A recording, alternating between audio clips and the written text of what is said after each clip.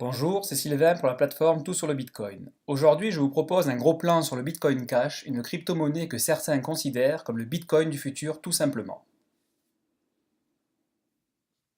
Né d'un hard fork avec le Bitcoin en août 2017, le Bitcoin Cash se définit comme un système de paiement électronique cash en peer-to-peer, via Internet.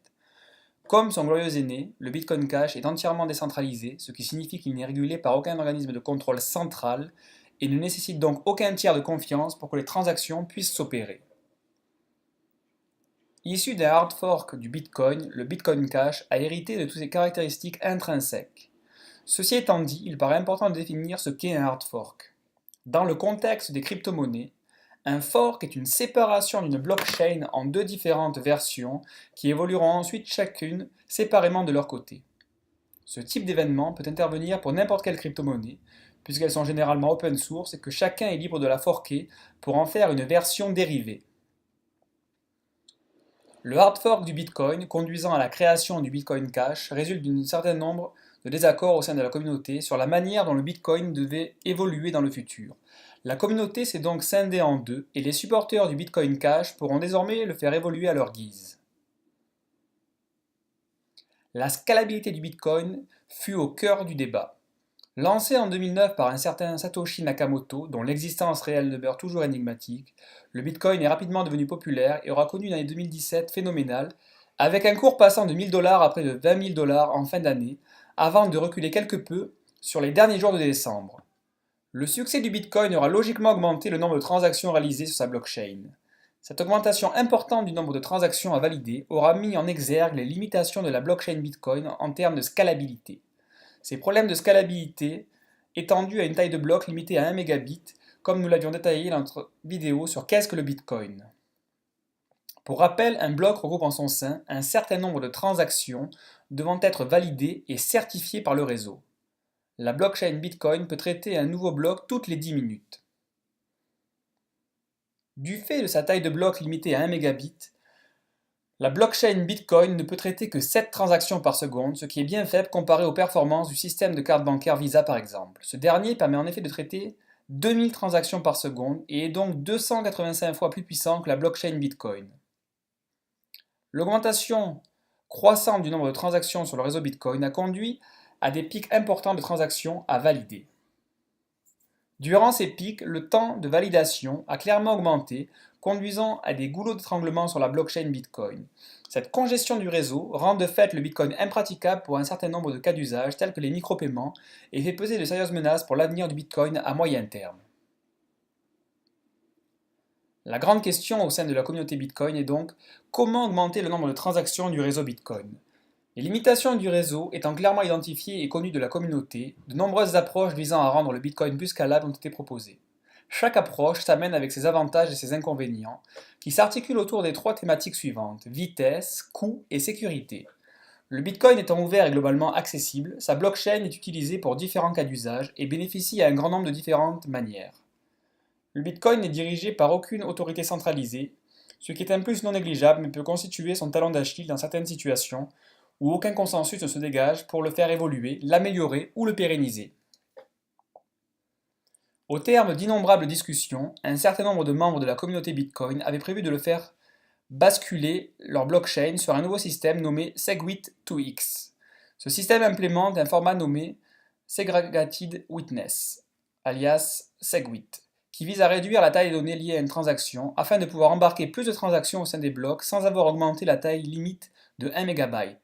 Le SegWit2x est quant à lui simplement un SegWit deux fois plus puissant, puisqu'il propose en sus une augmentation de la taille des blocs à 2 MB. L'intégration de l'évolution SegWit devait permettre d'augmenter drastiquement la scalabilité du Bitcoin en ajoutant notamment le Lightning Networks au réseau, ce dernier devant constituer une réelle innovation en termes de scalabilité avec une accélération de la validation des transactions par le simple fait qu'il ne serait plus nécessaire que toutes les transactions doivent passer par le grand livre de compte public, comme nous l'avions vu dans la blockchain pour les nuls, surtout sur le Bitcoin. Hélas, la communauté Bitcoin n'a pas réussi à trouver un consensus pour l'intégration de SegWit et l'évolution a été abandonnée. À titre d'exemple, la crypto-monnaie Litecoin, que certains qualifient de Bitcoin sans ses défauts, a implémenté SegWit avec succès sur la fin d'année 2017 et aurait pu constituer un exemple de mise en œuvre réussie pour convaincre la communauté Bitcoin de son intérêt. Alors que Segwit est maintenant en œuvre depuis quelques mois, le Litecoin a également planifié une augmentation de la taille des blocs de 1 MB à 2 MB, ce qui lui permettra d'intégrer encore plus de transactions au sein des blocs et donc d'augmenter de fait le nombre de transactions pouvant être validées par seconde. Le plan Segwit 2x sera donc bientôt partie intégrante du réseau Litecoin. Déçus des difficultés rencontrées par la communauté pour faire évoluer le Bitcoin, un certain nombre de personnes ont décidé de lancer le Bitcoin Cash comme un hard fork du Bitcoin le 1er août 2017. Bitcoin Cash étant issu de la même base de code que le Bitcoin, une personne contrôlant des clés privées sur des Bitcoins ou possédant des Bitcoins stockés sur des plateformes d'échange supportant Bitcoin Cash pouvait automatiquement obtenir une équivalence 1 pour 1 de ces Bitcoins en Bitcoin Cash. Une fois le hard fork lancé, le Bitcoin Cash s'est immédiatement attelé à augmenter la taille des blocs pour la porter à 8 MB, mais sans implémenter l'évolution Segwit. Cette augmentation permet d'inclure plus de transactions au sein des blocs et donc de réduire les frais de validation sur le réseau. La réception du Bitcoin Cash a été mitigée au sein de la communauté, avec des partisans purs et durs du Bitcoin qui l'ont tout de suite dénigré. Néanmoins, il connaît un certain succès et son existence est soutenue par un certain nombre puisqu'il est rapidement rentré à la 5e place des crypto-monnaies les plus capitalisées. De plus en plus de plateformes d'échange supportent Bitcoin Cash désormais et sa pérennité semble assurée. L'initiative est intéressante puisqu'elle va dans le sens d'une évolution technologique indispensable et montre clairement la voie à suivre pour le Bitcoin. Néanmoins, elle affiche l'image d'une communauté Bitcoin divisée ayant du mal à trouver un consensus et dont l'absence de gouvernance globale constitue un risque majeur pour son avenir à long terme.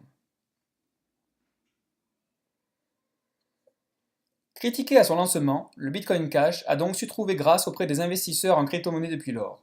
Son cours n'a cessé de se renforcer sur la fin de l'année 2017 dans un marché des crypto-monnaies gagné par une certaine euphorie, un pic à plus de 3300 dollars américains ayant même été atteint au 20 décembre 2017.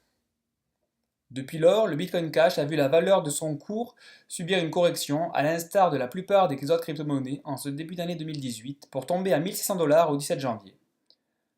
Les évolutions techniques qu'il propose par rapport au Bitcoin constituent clairement des arguments en sa faveur et justifient une prise de position à l'achat pour le moyen terme, avec en ligne de mire la volonté de surpasser le Bitcoin un jour ou l'autre. Y arrivera-t-il? Telle est la question. Ce gros plan sur le Bitcoin Cash est maintenant terminé. N'hésitez pas à nous laisser vos impressions et avis sur le Bitcoin Cash pour 2018 et après, en commentaire ou sur la plateforme toutsurlebitcoin.fr.